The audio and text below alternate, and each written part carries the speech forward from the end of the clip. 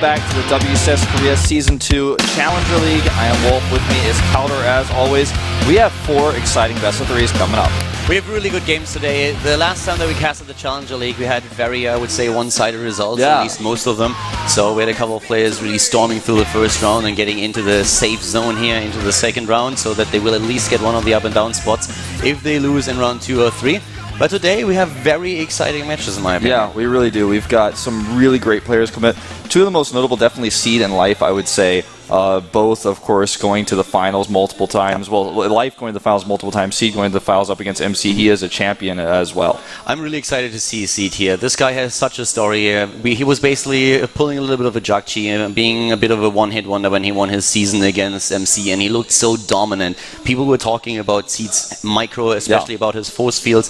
Players were actually asking him for his mouse sensitivity and his settings so that they could try to emulate his force field skills. But then after he won that season, he kind of fell off the grid. He went all the way down to could be. Now we have him back in the Challenger League after several tries where he failed. And speaking of him pulling a Jakchi, we have Jakchi himself able to requalify. He is playing today as well, a little bit later on. So we're going to see a lot of, some of these one-hit wonders players. Can they actually come back? And here, of course, we have the results from last time. Pigbaby with the 2-0 against Ragnarok, being a little bit cheeky there, especially in game number 2. Gumiho didn't leave Terminator a chance of taking a game, and then we went into the last 2 matches. Yeah, Deer was able to take out Bjorn 2-1. Bjorn only taken a 2 barracks proxy win. And last but not least, Marine King won 2-0 as well. Yeah, that was also a really interesting series. But here are the games of the day. We have Shine versus Seed, we have Life versus Cop, and also Trust versus Jakchi. The winner of match 2 and 3, they are going to face each other in the second round. But last and not least, in match number 4 today, we will have another Protoss versus Zerg with Roro up against Billowy. Yeah, so a lot of really, really big names here. Some lesser known names like Shine, Cop, and Trust. I suppose for most GSL fans, they might not know these Kessel players as well. Billowy is actually the former OGS player Lure.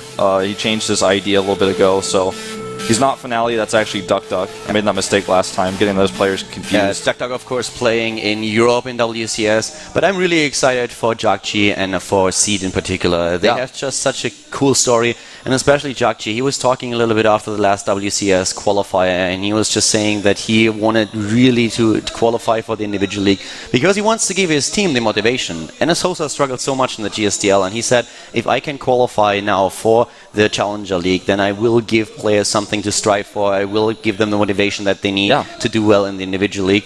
And Jakchi actually said, like, Challenger League, that's not my goal. This is just like my first step. I'm going straight into the Premier League, and today he has to make that first step. Exactly, he has to make that first step. If he fails today, then he'll have no chance until he requalifies next season, if he can do that. And it's, like you said, a really big step for him, and it also is a very big motivator for his team, who recently has just not been doing very well, not only in the individual league, but in the team league as well. So many players for Sosa nearly qualifying, but just not quite able to make that final step. Yeah, especially, of course, Matt Ball going to the finals and then losing there. We have the last team match in the GSTL decided by Sosa, but let's focus a little bit on the individual league right now. To the left, we have the Samsung Khan player. This is Shine, of course. And to the right, we have Seed, a player with so much experience. He was on the highest level. He was in the worst possible position ever. Then after that, dropping down to Code B. Now he has a chance to go back into the Premier League, and we'll find out if he can achieve that today. He didn't just beat anybody in the finals that he won either. He beat MC, someone who has so much experience in finals himself. He demolished MC back then. Everyone thought that Seed would be the one to be pressured and MC being the aggressive player. But it was the other way around when we had those finals in Busan. Seed actually the one who just made MC dance the entire time, and it was so well done. Now he has to use that experience that he has. And apparently Shine has a bit of a question. Yeah, he said in chat that he would like them to turn his air conditioning down a little bit. He's not sure how to do it, so he's just asking for that. Yeah, players, of course, in the booth, they have air conditioning there as well. The booths themselves, they are soundproof, and then most of the players have not only the headset but also the in-earphones, so they can't hear anything that is going on here in the arena. Yeah. Very, very true, and this is something that's just so important when you're, of course, casting a game where the players are so nearby, and make sure they can't hear anything that you and I are saying. For those who actually do live in Seoul right now, this entire broadcast this season is being done in English in studio, so you don't even have to wear those headsets anymore. Our audio is actually going out throughout the entire studio, so if you want to come and hear English commentary for this, come down. Yep. I really think that Seed and Jakji, they are two of the fan favorites today. Of course, Shine, we've seen him several times now already in the individual league, and he's definitely a player who's quite likable. But I feel with players that have such a long tradition in StarCraft 2, and most people coming from StarCraft 2 now in the audience, they will probably cheer for those two guys. But just in general, we have very, very exciting matches today. Not only talking about Seed and Jakji, but let's see how Life can actually do. He's up against Cop later on, and then last but not least, we have a former champion with Roro. Yeah. So a lot of really, really good groups or good matches in the first round already here at the Challenger League. Well, talking about Shine just a little bit, he fell out of the OSL. That's how he's here. So for him, he's one of the more contemporary players for StarCraft 2 that's high level. So even though he's just in the first round, just like Seed is more accomplished overall, but more recently, Shine has been looking like the more dominant player. So he's not going to be an easy opponent for Seed, even though he's kind of the fan favorite and he does have more results overall. Yeah, that's definitely true. The thing with Seed was really that at some point, Seed just said at the end of Wings of Liberty, okay, I'm done with this game. I'm completely fed up with it. I don't get the result. He uninstalled. He uninstalled it, yeah. After he lost the last time, he uninstalled it. And he lost several times in the first round, didn't make it through the qualifier, and he was just so sad. He looked at those games and was like, I'm done. I'm done with Wings of Liberty. This is just atrocious. I don't get results that I want. And online, he actually looked strong then, coming into Heart of the Swarm. But playing his first qualifier, he lost in the first round in a PvP right away without winning a single map. It was kind of unheard of for such an accomplished player. And now he is finally back. So will that last, or will he drop down? I feel the story that we have here, you mentioning already that we have the OSL player doing quite well recently, but now dropping down to the first round of the Challenger League. It's going to be interesting to see. Yeah, should be definitely a close match. Seed really, really good at preparation. We're going into our first map. It's Gwangali Beach here at the WCS Challenger League Season 2. It's Cowder and Wolf. Samson Khan player already spawns at the bottom left of Gwangali Beach. Here in blue, the Zerg player. It is Samson Khan Shine.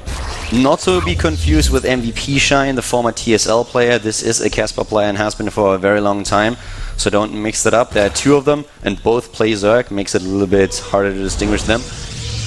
And starting to the top right of the map, we have in the first map of this best of 3, the Protoss player for FX Open. It is FXO Seed.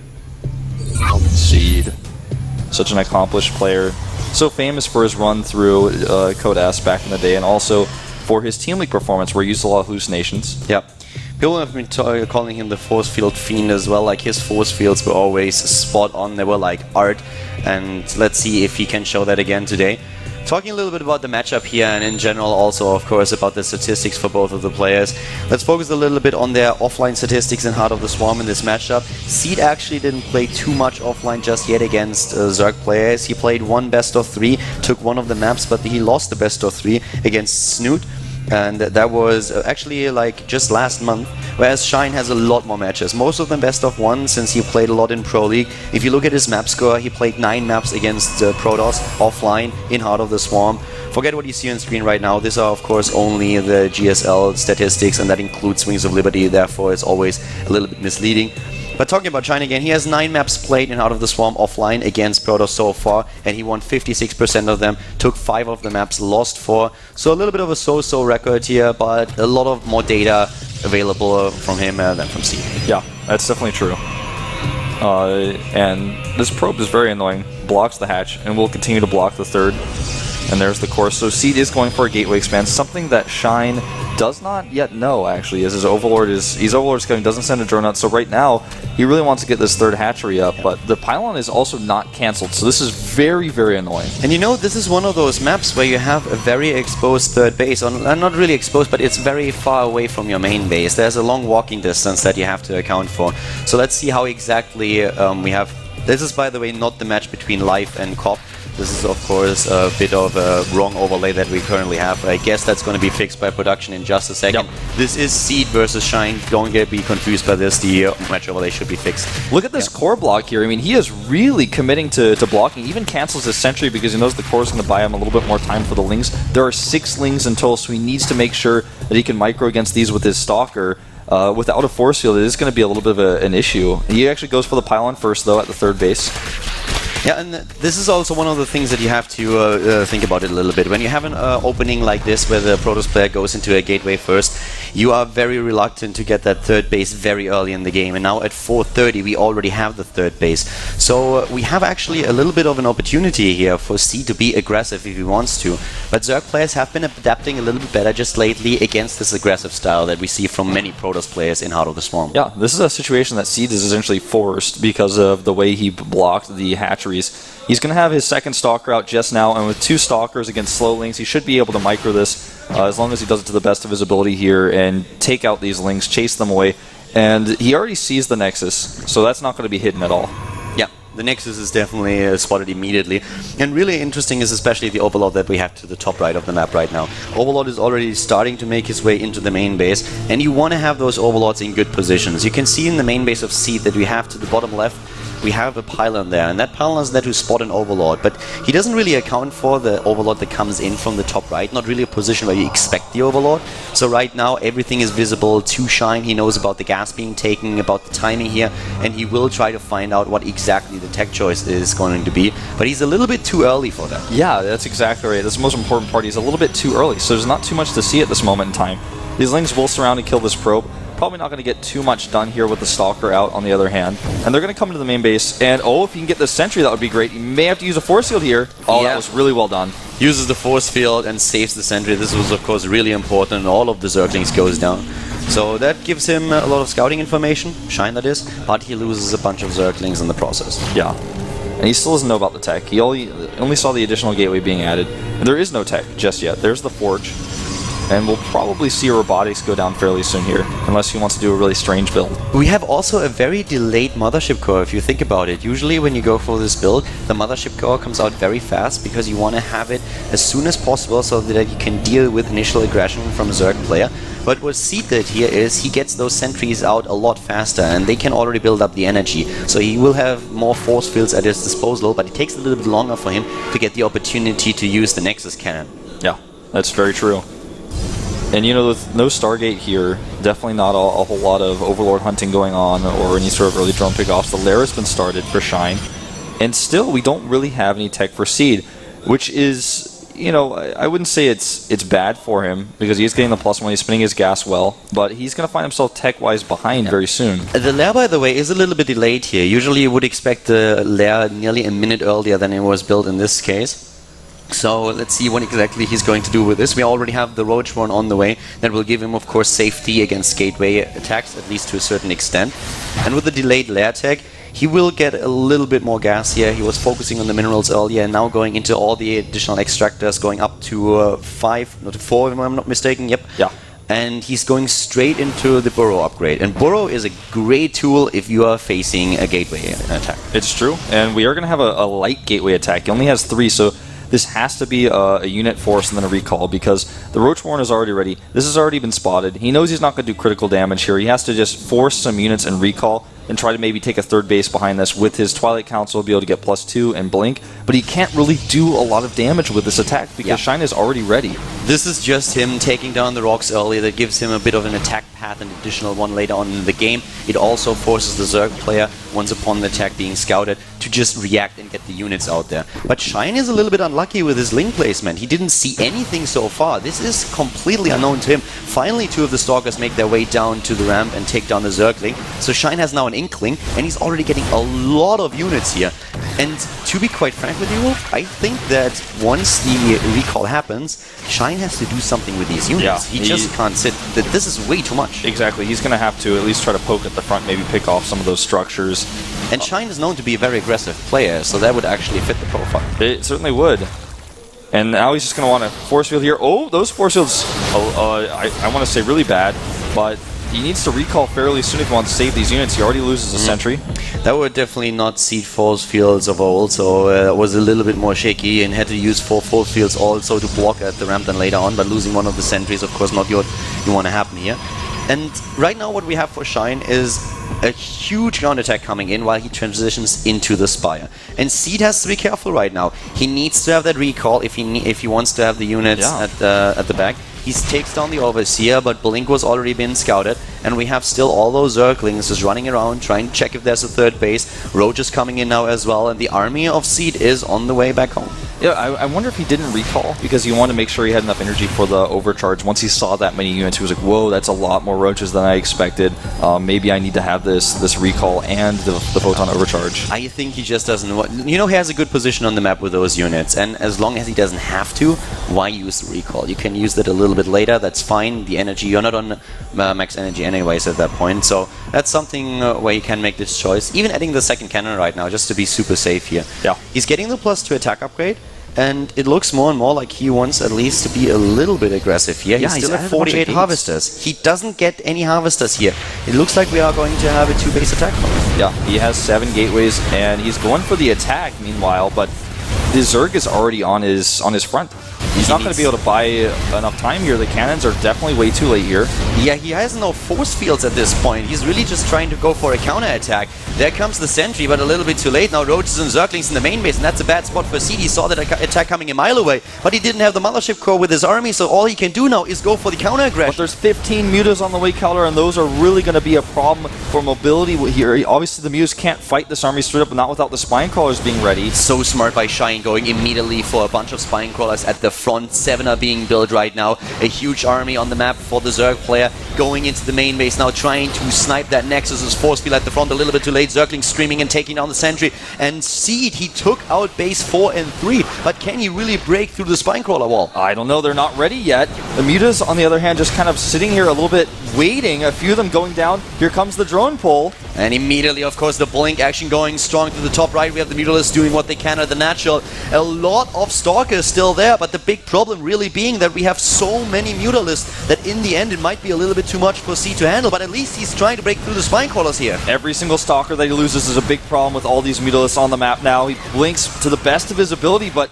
he's losing so many hit points and he's lost so many structures. He has 1 probe out on the map and he has enough money to make a Nexus. Well, not anymore because he just made 3 Stalkers. He knows the Mutalisks are the biggest thing he has to deal with right now. He tries to win it. At this point, we have 41 as supply against 73. He's going in again, taking down Mutalisks, killing Jones, Queens, but all these units in his main base are just taking down structure after structure, and Seed, he doesn't have a Nexus anymore. He's going to be revealed eventually, and with 13 Mutalisks on the map, this is going to be really difficult for him to win. Yeah, because it's not just the Mutas, it's also the 24 Lings on the map that he's going to fight against. There's also a few Roaches.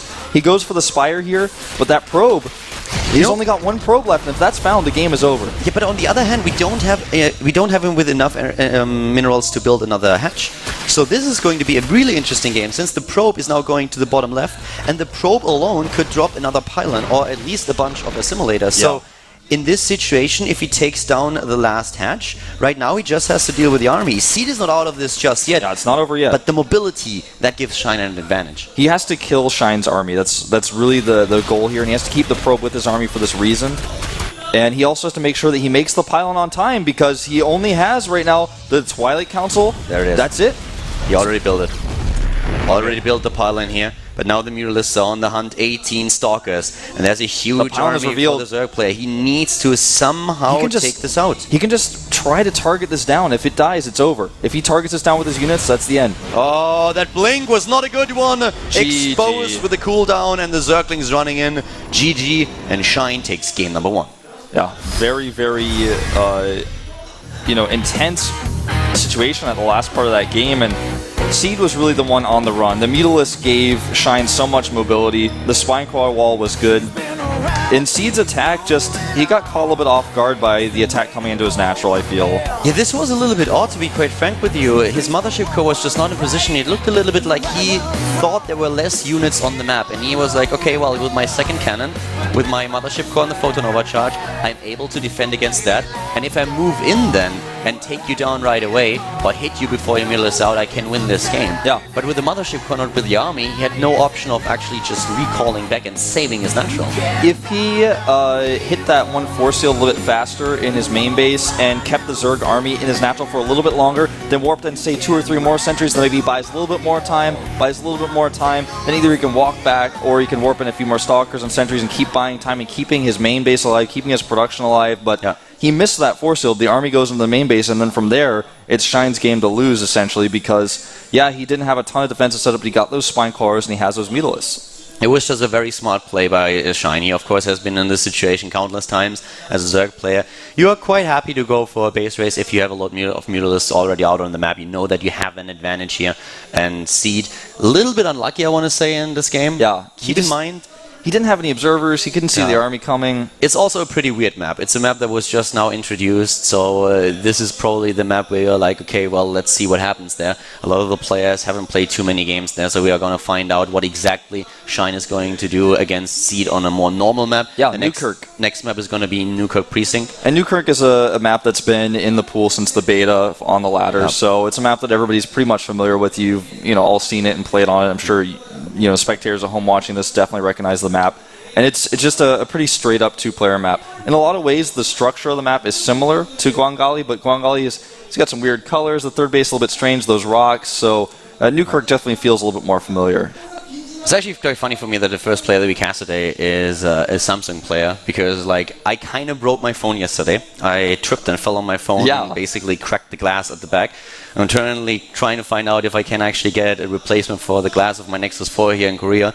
If that's not the case, I'm already thinking about getting myself one of the new Samsung phones, so I don't know. He's up 1-0, man. Yeah, he's up 1-0. If that is any indicator, I should probably get it. Yeah. I look at this, and you're looking at an old LGIM player versus Samsung, and it's like, is that how you're going to make your choice, Calder? That might be a sign. Maybe it's a sign.